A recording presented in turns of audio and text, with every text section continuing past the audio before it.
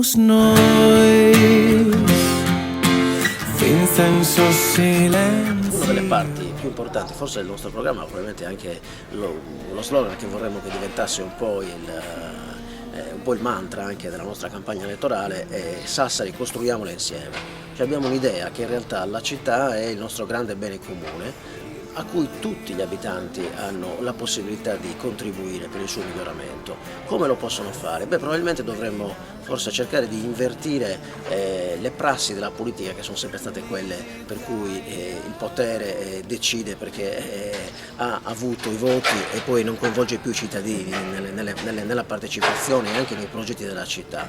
Oggi ci sono esperienze del mondo dove si parte anche da microprogetti locali nei quartieri e dove gli abitanti riescono a riprendersi cura degli spazi che li circondano attraverso la cura di piccoli orti urbani, attraverso anche la cura di piccoli spazi pubblici, ricreativi, eccetera. Per cui per Sassari questa potrebbe essere una nuova possibilità per rigenerare la città, per ricreare spazi sociali, di coesione sociale, perché nei quartieri non esistono più luoghi di ritrovo, non esiste più il concetto di spazio pubblico come luogo di incontro.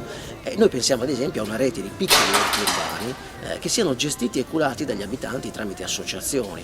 Potrebbero essere utili sia per trovare la coesione sociale e riproporre l'idea di uno spazio pubblico vissuto, ma anche per favorire una piccola autoproduzione e anche un piccolo autoconsumo personale. E pensiamo anche che il territorio e l'area di Sassari in qualche modo ha la possibilità di implementare progetti di questo tipo, se non altro perché c'è un'area periurbana, agricola, dove ancora oggi non è chiaro, non si può definire il confine ormai tra la città e la campagna. E con tutta quest'area periurbana si potrebbe creare una piccola rete di orti locali che in realtà poi è la vocazione storica della città, quella degli orti, ridati in mano a associazioni di abitanti e finalmente avere anche dei prodotti locali genuini e di prossimità, quindi a chilometri zero.